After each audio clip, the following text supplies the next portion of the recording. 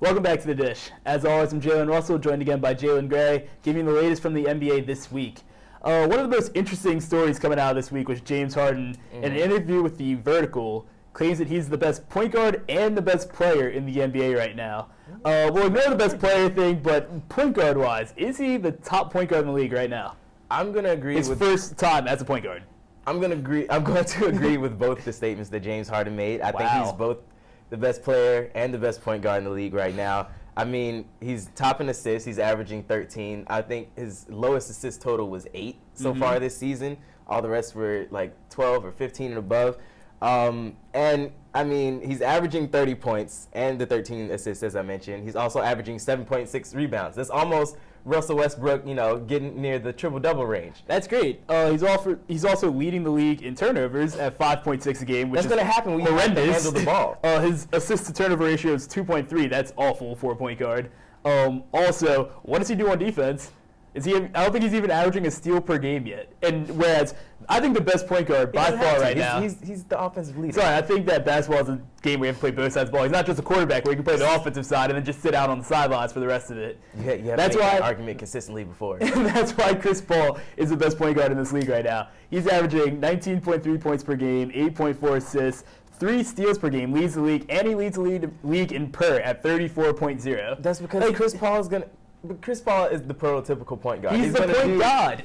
He's going to be consistent, but he's actually down in his assists. He's averaging 8.4 right now when he usually averages around 10 or more. In a down year. Oh. And he has more help around him. He has Blake Griffin and DeAndre Jordan and Jamal Crawford and all these guys around, to pick up the slack. James Harden has Eric Gordon, who can't seem to stay healthy, and Ryan Anderson, who can't get his own shot. So would you have said that Steph Curry wasn't the best point guard last year, or Tony Parker hasn't been one of the best point guards in the league over the last 10 years because he had too much help around him? That's ridiculous. Plus, let me just say this. Tony Parker wasn't the best. Okay, but he was up there. James Harden's also averaging. Let me just say this too. James Harden's also averaging more assists than the rest of his team. That's cool and all, but all right.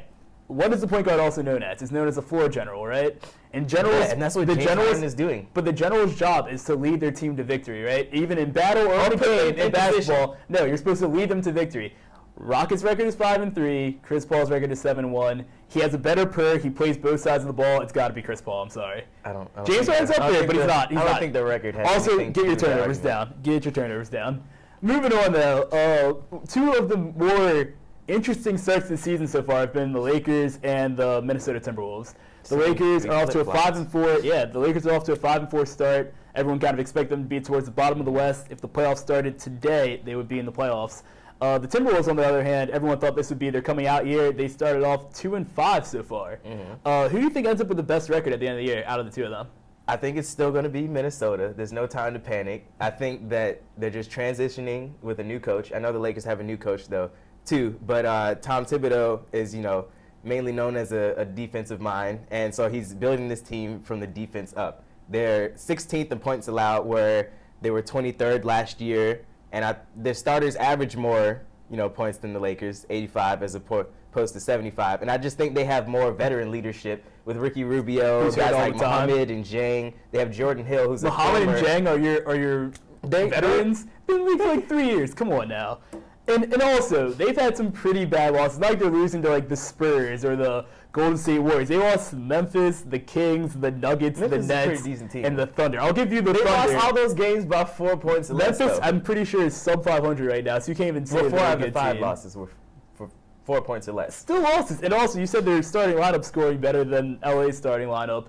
They have 3 guys averaging 65 points combined between Karl-Anthony Towns, Zach LaVine, and Andrew Wiggins. They're the whole team. If one of those guys goes cold for a game, you're not going to win it. You have to have all those guys clicking on all cylinders and then hope that your bench can do something. I'm going with the Lakers because they have 5 guys averaging 14 points or more right now, which is great because when you have a young team like this, you don't want one guy shouldering the whole load. You've got a bunch of options that can all do something each night. They're all working together to get this done.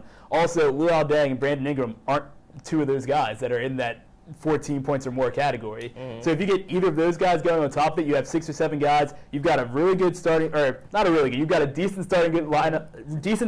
You've got a decent lineup coming off the bench as well. They're just a deep team, and they're young. So they'll run on you. None of these guys are averaging 30 minutes a game. So I think that youth is actually what's going to slow them down. I mean, I think right now they're off to a hot start. They're coming off of, Luke Walton becoming their coach. He was just the assistant coach for the Golden State Warriors. I think that, added a little confidence, and they have, a nice young team. But I think that they're going to run into, inconsistencies throughout the season. Wouldn't be the first time it happened to them. We'll have to see how they play out through the rest of the year. I can't wait to see these guys play. I think it's going to be close, though. These close. teams are pretty evenly matched. I would love to see a playoff series, but I think Minnesota will win like 5 more games than they will. All right, we'll have to see. That's all we have for you this week. Thanks for watching. Have a great week.